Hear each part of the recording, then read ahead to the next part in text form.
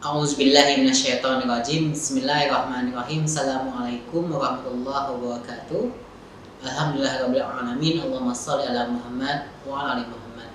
Ya, alhamdulillah teman-teman semua, kita ketemu lagi di sesi tentir materi mentoring SMA 31 Jakarta. Hari ini bersama anak kembali, dan hari ini insyaallah kita akan tentir materi untuk nanti disampaikan ke menti-menti tentunya yang berkaitan dengan amalan sunnah. Jadi judulnya adalah kenapa perlu melakukan ibadah-ibadah sunnah, bila dikerjakan dapat pahala, bila ditinggalkan rugi.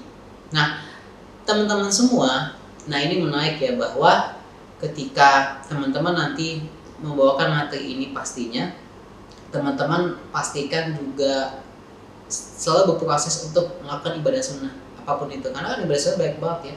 Mulai sholat pun banyak ya, ada tahajud di situ, ada duha di situ, ada witir, ada sholat rawatib, tobat dan segala macamnya. Begitupun juga dengan ibadah-ibadah yang lain seperti sedekah, puasa sunnah dan sebagainya. Banyak sekali teman-teman semua.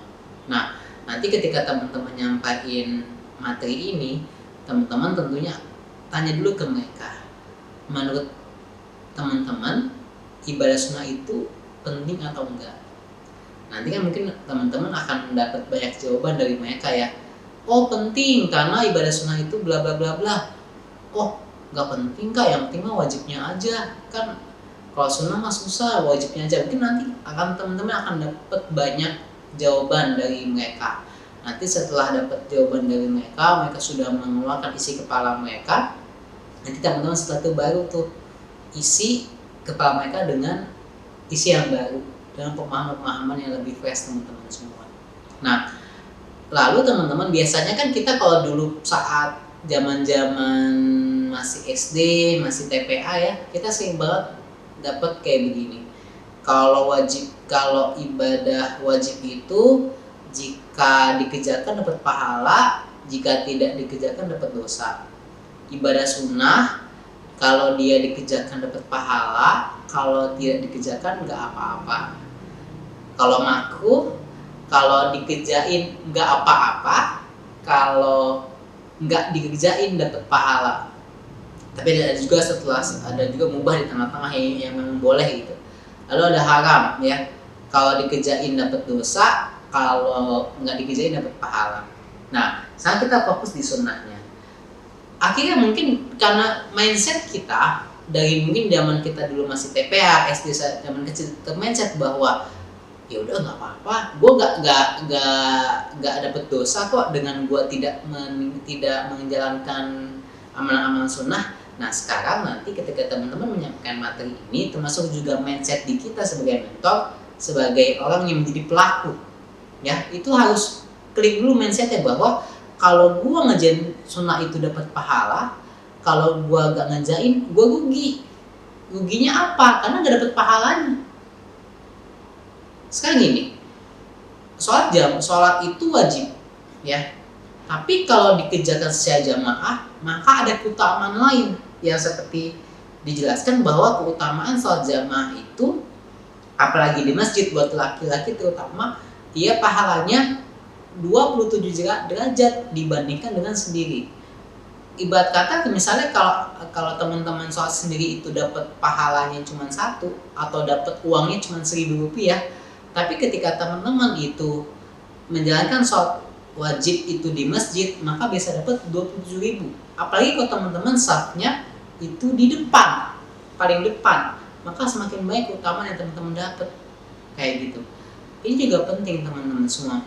Maka akhirnya kita dimasukin di materi ini adalah yang teman-teman tanamkan adalah bahwa ketika bagi kita nih sebagai mentor yang dicap sebagai yang katanya aktivis dakwah, ini harus klik dulu materinya, harus klik di kita bahwa kalau kita ngerjain sunnah itu dapat pahala, bahkan menjadikan amalan sunnah itu seperti amalan wajib yang kalau misalnya ketinggalan tuh sayang banget.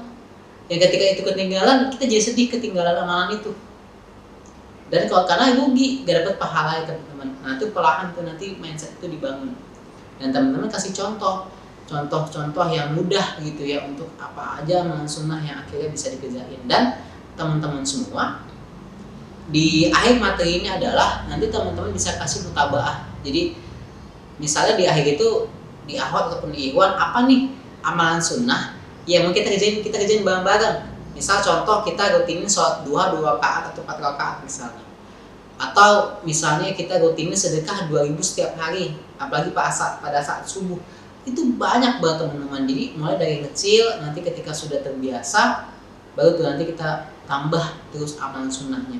Karena apa teman-teman, sebenarnya inti dari materi ini adalah itu teman-teman bisa menyampaikan hadis Arba'in ke-38 yang Anda coba bacakan hadisnya di terjemahannya teman-teman semua. Dari Abu Hurairah radhiyallahu anhu berkata, Rasulullah SAW bersabda, sesungguhnya Allah Ta'ala berfirman, barang siapa yang menyakiti waliku, maka aku mengumumkan perang kepadanya.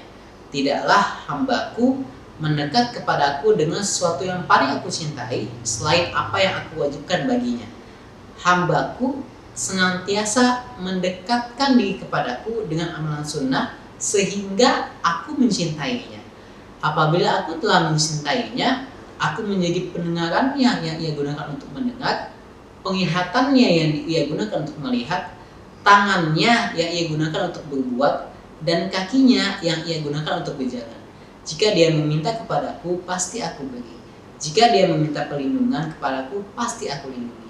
Hadis riwayat Bukhari nomor 6502. Nah, teman-teman semua, ternyata ketika kita melakukan amalan sunnah, teman-teman semua, maka amalan sunnah itu menjadi asbab, menjadi sebab semakin cintanya Allah kepada kita. Nah, kalau Allah sudah cinta sama kita, maka Allah akan menjadi mata yang kita gunakan untuk melihat, Allah akan menjadi telinga yang kita gunakan untuk mendengar, Allah akan menjadi tangan kita yang kita gunakan untuk berbuat, dan Allah akan menjadi kaki yang kita gunakan untuk berjalan. Maksudnya apa? Bukan akhirnya tiba-tiba kita dapat matanya Allah, bukan begitu ya. Itu harus clear gitu ya. Bukan kita dapat matanya Allah, kita dapat kupingnya Allah, kita dapat tangannya Allah, kita dapat kaki Allah. Enggak, teman-teman. Maksudnya adalah Allah akan bimbing segala aktivitas kita. Mata kita akan Allah jaga untuk hanya melihat yang Allah halalkan, melihat yang baik-baik aja. Pendengaran kita akan Allah jaga agar ia hanya mendengar apa yang Allah suka. Tangan kita akan Allah jaga hanya untuk melakukan atau berbuat yang baik-baik saja. Dan kaki kita juga akan Allah jaga agar kita melangkah ke tempat-tempat yang Allah ridhoi saja, teman-teman semua. Maka hari ini konklusinya adalah, kalau hari ini kita masih banyak maksiat, kalau hari ini kita masih banyak hal-hal dosa yang mudah kita lakukan, maka jangan-jangan bukan karena kita kurang bagus wajibnya, jangan-jangan sunnah kita yang akhirnya kurang, teman-teman. Karena sebenarnya dalam konteks yang lain, ibadah sunnah ini itu dia menyempurnakan ibadah yang wajib. Kalau ada yang kurang dari wajib kita, maka ia akan disempurnakan dengan amal-amalan sunnah, teman-teman semua. Ibarat kata misalnya nilai ibadah wajib kita 7. Nah, agar ibadah wajib ini menjadi 9 atau 9,5 bahkan 10, maka ia harus didorong dengan amalan sunnah, teman-teman semua. Agar apa tadi? Kuncinya adalah agar Allah makin cinta sama kita. Kalau Allah cinta sama kita, maka Allah akan bimbing segala panca indera kita agar kita hanya melakukan yang baik-baik saja, teman-teman semua.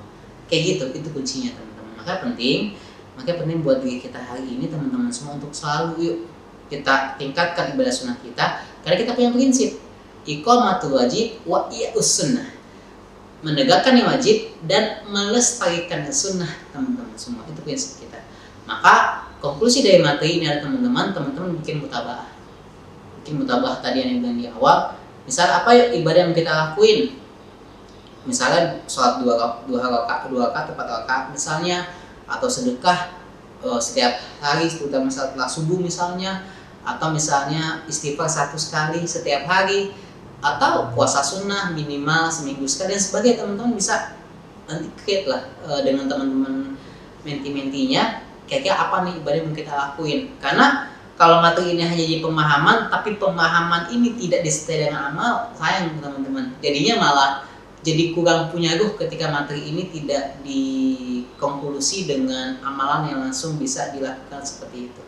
Itu aja teman-teman kurang lebih isi materi ini, jadi singkat saja untuk materi ini. Semoga bermanfaat dan pastikan teman-teman bisa terus termutabaah tadi ibadah sunnahnya, karena ini menjadi goal kita bahwa kita harus menciptakan bi'ah lingkungan islami di SMA 3 Jakarta, dan salah satunya dengan cara apa? Dengan cara melestarikan yang sunnah teman-teman semua. Itu aja dari Ana, semoga bermanfaat.